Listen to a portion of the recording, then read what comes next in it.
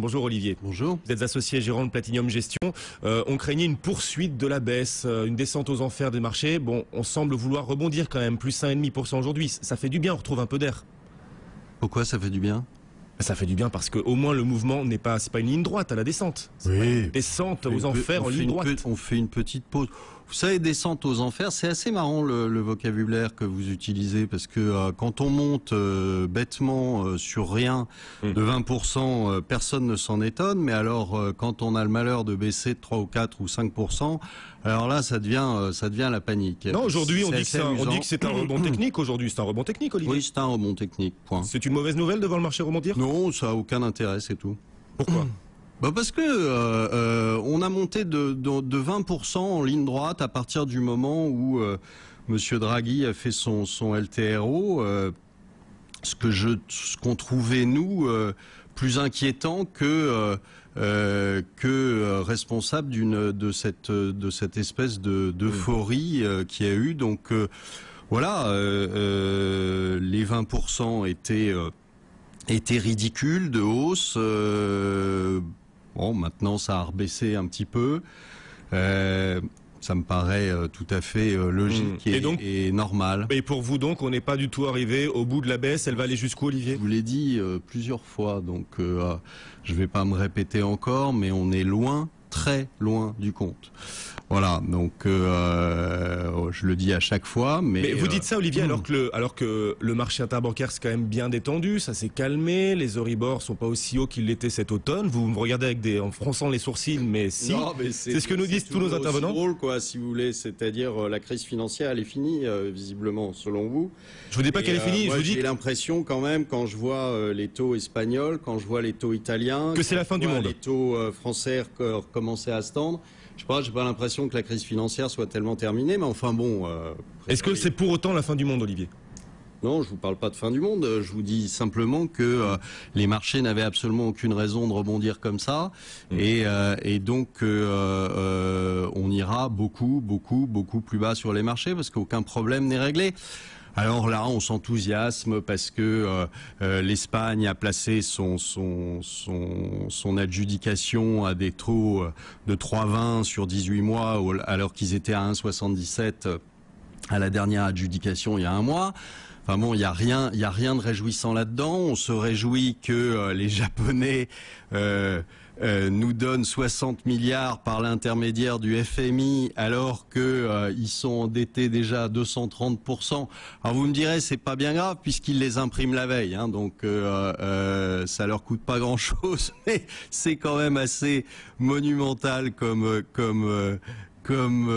situation et ça réjouit un certain nombre d'observateurs qui sont tout contents que le Japon continue de creuser son déficit pour nous refiler des billets qui valent rien. Mais c'est intéressant. Enfin, on continue toujours dans cette espèce de. On a l'impression que les gens comprennent rien à ce qui se passe. C'est-à-dire à la macro, c'est un truc qu'ils ont découvert récemment. Et ils comprennent pas grand-chose et donc ils se raccrochent à des espèces de petits trucs comme ça une fois de temps en temps. C'est assez amusant. Et pour sauver l'économie, Olivier, c'est quoi la solution? C'est de relancer la croissance, comme le disent les candidats à la présidentielle. Mais relancer la croissance, changer les statuts de la BCE. Vous avez un bouton marqué croissance, vous appuyez dessus et vous avez de la croissance le lendemain. Je vous demande justement comment on peut faire. On relance la croissance. Je vous pose la question. Ben non, moi je sais pas. Ils en parlent tout le temps. Tout le monde n'arrête pas de dire on va relancer la croissance. Ben moi j'attends. Mais je sais pas comment, donc je voudrais bien savoir comment, parce qu'aujourd'hui je vois pas les leviers qu'ont les gouvernements pour relancer la croissance.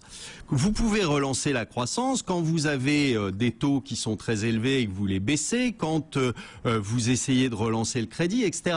Aujourd'hui, vous n'avez pas de distribution de crédit par les banques. Absolument pas à l'économie, donc je vois pas comment on peut faire aujourd'hui relancer la croissance. C'est des vœux pieux, ça marche à Vincennes ou place de la Concorde, mais il y a que là que ça marche. Si on change les statuts de la BCE en lui mettant comme priorité la croissance.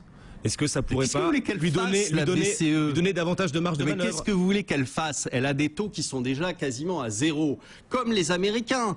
Bon, qu'est-ce que vous voulez qu'il fasse pour relancer la croissance? Monsieur Bernanke nous a dit que racheter des obliques, c'est-à-dire faire des QE, ça allait faire baisser le chômage. On s'aperçoit bien que ça fait absolument pas baisser le chômage et que ça fait absolument pas reprendre l'économie. Donc il faut arrêter.